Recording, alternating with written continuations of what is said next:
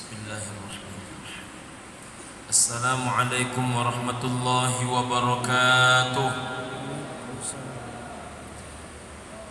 Innal hamdalillah, salatan wa salaman ala Rasulillah.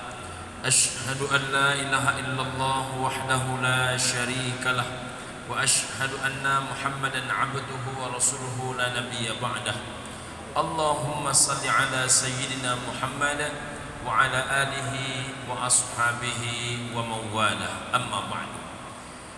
Hadirin pengurus dan jamaah Masjid Al-Ihsan Markas Islami Kabupaten Kampar yang kami muliakan, alhamdulillah malam ini sudah tuntas kita melaksanakan solat sunat ataupun qiyamul lail.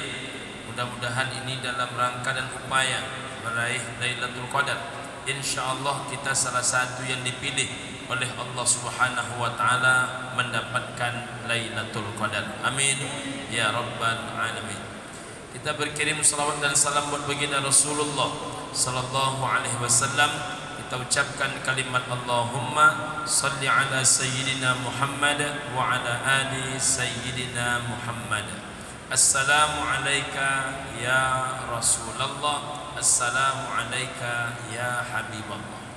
Ibu dan bapak rahimakumullah, pada pertemuan kali ini kita akan mengkaji tentang firman Allah Subhanahu wa ta'ala yang berbunyi, ibu dan bapak rahimakumullah, a'udzubillahi minasyaitonir rajim, bismillahirrahmanirrahim. Innamal mu'minuna alladhina idza dzukirallahu wajilat qulubuhum wa idza tuliyat 'alaihim ayatuhu zadatuhum imana wa 'ala rabbihim yatawakkalun. Sesungguhnya kata Allah Subhanahu wa ta'ala, orang-orang yang beriman itu, ibu dan bapak rahimakumullah, ada 5 ciri khususnya. 3 diantaranya, ibu dan bapak. Pertama adalah innamal mu'minuna alladhina idza dzukirallahu wajilat qulubuhum. Apabila dia menyebut nama Allah, apabila dia berzikir kepada Allah, maka wajilat qulubuhum, bergetar hatinya. Ibu dan bapak rahimakumullah, hati baru akan bisa bergetar, ibu dan bapak rahimakumullah, bila iman itu masuk menjadi darah dalam hidup manusia. Hati baru bisa bergetar, ibu dan bapak yang berbahagia, bila iman itu menjadi kekuatan dalam urat nadi dalam setiap diri manusia. Semakin masuk iman itu ke dalam darah, semakin menjadi inspirasi iman itu dalam setiap urat nadi, maka makin kuatlah sumber kekuatannya, yaitu hati umat manusia. Makanya siapakah yang paling kuat imannya? Yang paling kuat imannya tentu adalah Nabi sallallahu alaihi wasallam. Siapa orang yang paling kuat bergetar hatinya setiap menyebut nama Allah Subhanahu wa ta'ala? Namanya juga adalah Nabi Muhammad sallallahu alaihi wasallam. Terjadilah perang, ibu dan bapak, antara kaum muslimin dengan Romawi. Pasukan Romawi dipimpin oleh panglima perang bernama Rustum. Ketika perang ini sedang berkecamuk, lamanya perang, maka menggunakan jam istirahat. Bapak ibu bisa bayangkan itu, perangnya pakai jam istirahat. Ketika jam istirahat berlangsung, aturan mainnya tidak boleh saling serang, tidak boleh saling menyerang. Ketika Nabi Muhammad sedang beristirahat, ibu dan bapak rahimakumullah, rupanya Rustum ini mengendap-endap masuk ke wilayah pasukan kaum muslimin.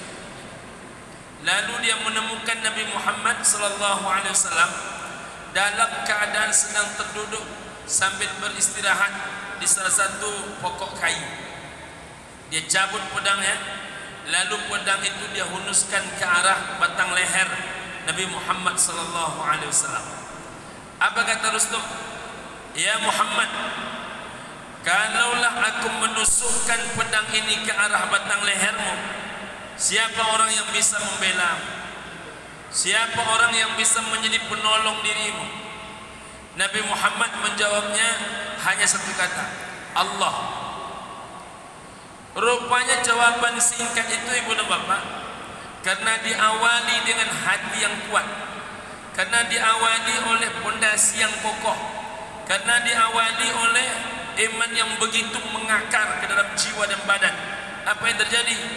Kalimat Allah yang keluar dari mulut Rasulullah, kalimat Allah yang keluar dari orang yang hatinya paling dekat dan paling takut kepada Allah, itu bukan hanya menggetarkan Nabi Muhammad SAW, bahkan Rustum yang mendengarkan ikut bergetar pintu hati. Apa yang terjadi? Saking kuatnya bergetar hati Rustum, tangan Rustum itu bergetar hebat.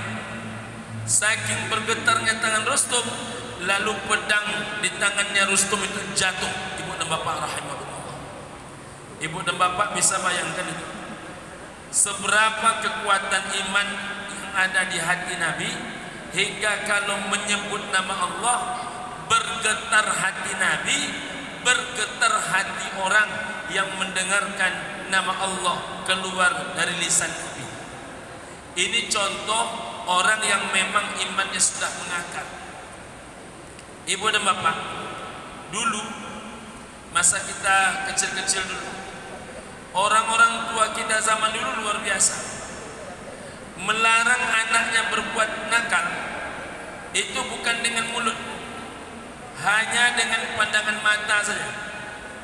Jadi kalau matanya itu sudah memandang ke arah anaknya, senakal-nakal anak itu berhenti kenakalannya.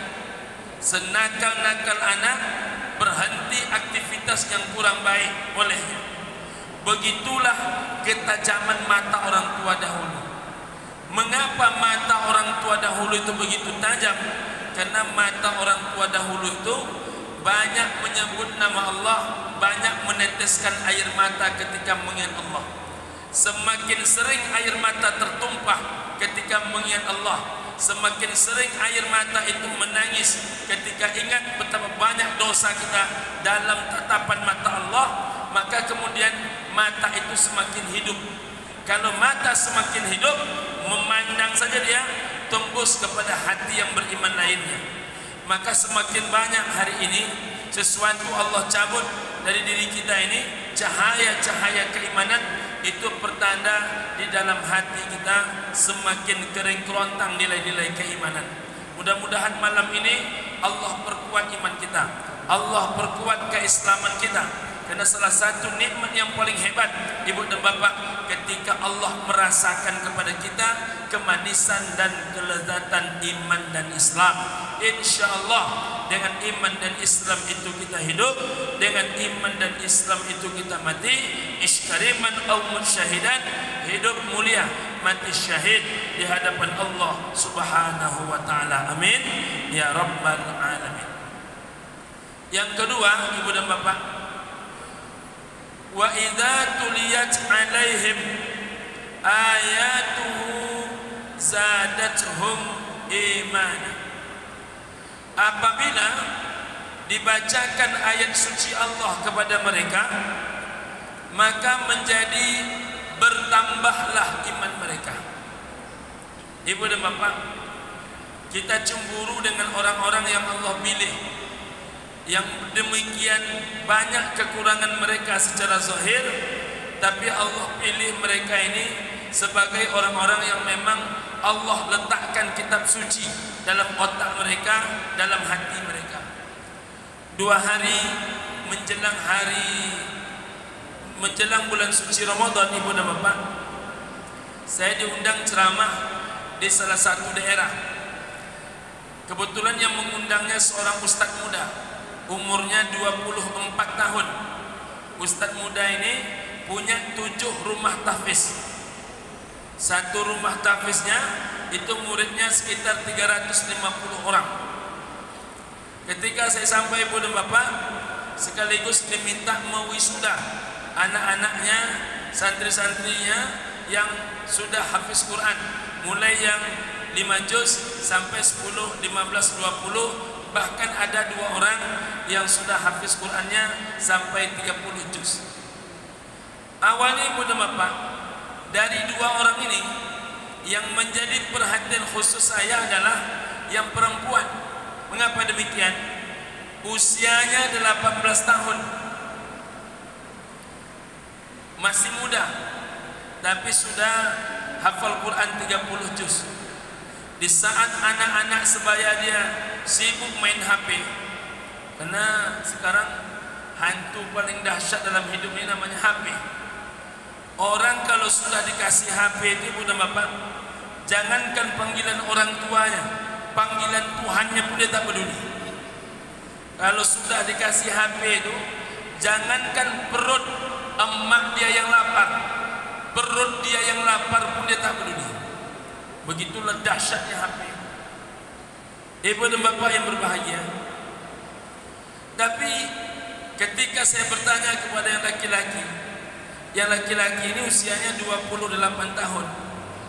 Awalnya tidak begitu salut karena memang cukup panjang waktunya untuk menghafal. Tapi betapa terperanjaknya saya Ibu dan Bapak rahimakumullah, ketika ditanya siapa namanya, dia diam. Ketika ditanya yang kedua, apa kabarnya, dia diam. Lalu ustaz yang mengundang ini menarik tangan saya Ibu dan Bapak untuk duduk. Saya pun duduk, lalu dia bercerita. Abi, kata dia, mohon maaf, santri kami yang laki-laki ini namanya Sianu, umurnya sekian, 28 tahun, tapi beliau tidak bisa bicara. Jadi rupanya beliau ini tak bisa bicara. Selain tidak bisa bicara, tidak bisa berkomunikasi dengan siapapun, kecuali komunikasinya hanya dengan keluarganya, dengan gurunya. Yang ketiga, tidak pernah sekolah seumur hidupnya, tak pernah sekolah. Akan tetapi kalau dibacakan pangkal ayat suci Al-Quran, maka tiba-tiba mulutnya bisa bicara, mulutnya bisa menyambung bacaan Quran itu tanpa menengok Quran.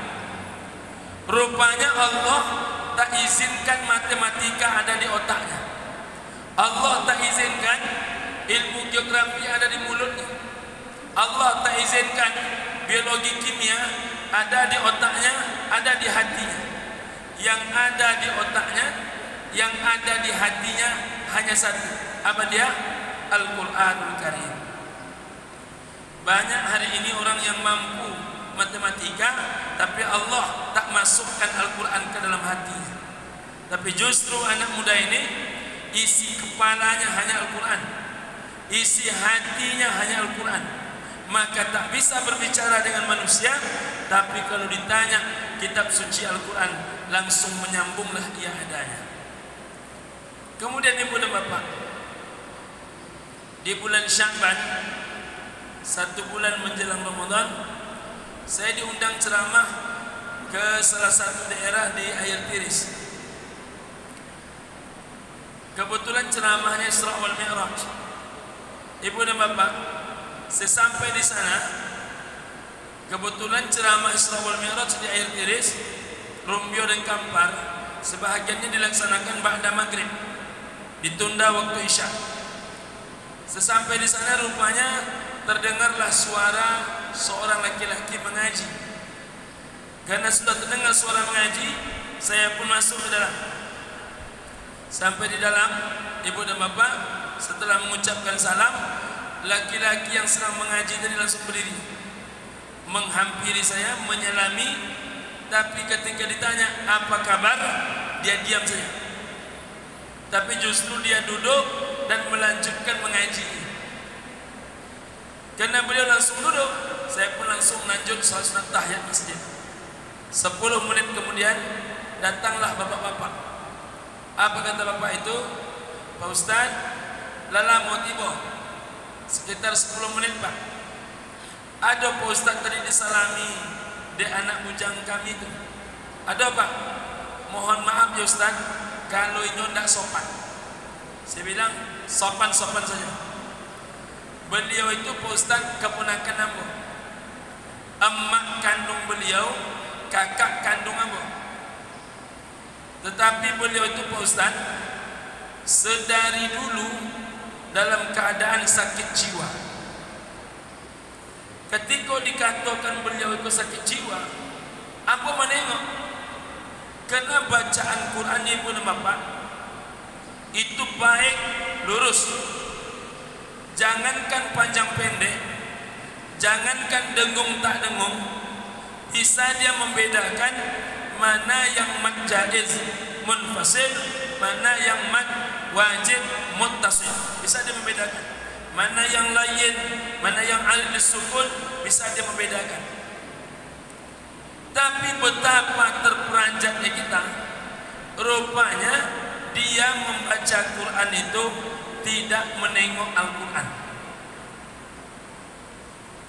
Jadi orang sakit jiwa bisa menghafal Quran, maka tinggal kita yang waras-warasnya lagi. Jadi jangan sampai pula yang sakit jiwa hafal Quran, yang warasnya malah tak bisa menghafal Quran. Maka dengan diceritakan ini, ibu dan bapak rahimakumullah, mestinya zadatuhum imana. Ketiga yang terakhir, wa ala rabbihim yatawakkalun. Senantiasa bertawakal kepada Allah. Dalam prinsip orang beriman yang Allah berikan kepada kita hanya dua. Yang pertama adalah ibu dan bapak aslah. Yang kedua salah. Apa itu aslah? Yang terbaik. Apa itu salah? Yang baik.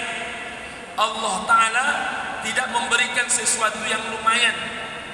Jadi kalau sesuatu yang lumayan saja tak pernah diberikan oleh Allah Ta'ala, karena Allah Ta'ala hanya memberikan yang terbaik dan yang baik, apatah lagi yang buruk. Tidak mungkin zat yang merubah setetes air yang hina menjadi manusia yang sempurna itu berlaku zalim kepada hambanya. Makanya ibu dan bapak, dalam pandangan prinsip orang beriman, jangankan sesuatu yang baik, sesuatu yang tampak zahirnya buruk, kalau itu datangnya dari Allah, maka itu pasti baik. Seperti Nabi Ayub memandang sakit terhadap dirinya, jatuh belatung dari kepalanya, dikutip itu belatung, ditaruh kembali ke tempatnya. Tapi di tangan orang tak pandai bersyukur, jangankan sesuatu yang buruk, sesuatu yang baik pun menjadi buruk. Mengapa demikian? Persepsi orang beriman akan selalu memandang itu baik, persepsi orang tak beriman selalu memandang apapun menjadi buruk. Maka berserah dirilah kepada Allah, karena Allah tahu apa yang paling kita butuhkan. Allah memberikan apa yang kita butuhkan, bukan memberikan apa yang kita inginkan. Sesuatu yang baik menurut kita belum tentu itu baik untuk kita, apatah lagi buat Allah Subhanahu wa Ta'ala. Tapi sesuatu yang baik bagi kita menurut Allah pasti itu baik untuk kita. Kalau ada keputusan Allah rupanya belum baik menurut kita, bukan karena keputusan yang tidak baik, tapi karena sangat kurangnya ilmu kita memahami keputusan-keputusan Allah Subhanahu wa Ta'ala. Karena waktu kita terbatas, ibu dan bapak, sudah jam 4 lewat. Inilah dahulu yang dapat disampaikan. Mudah-mudahan pada pertemuan yang akan datang sempat kita untuk bermuhasabah, insyaallah. Amin ya rabbal alamin. Semoga Allah Ta'ala merezekikan kepada kita semua Lailatul Qadar. Amin ya rabbal alamin. Subhanakallahumma rabbana bihamdika asyhadu an la ilaha illa anta wa astaghfiruka wa atubu ilaik. Assalamualaikum warahmatullahi wabarakatuh.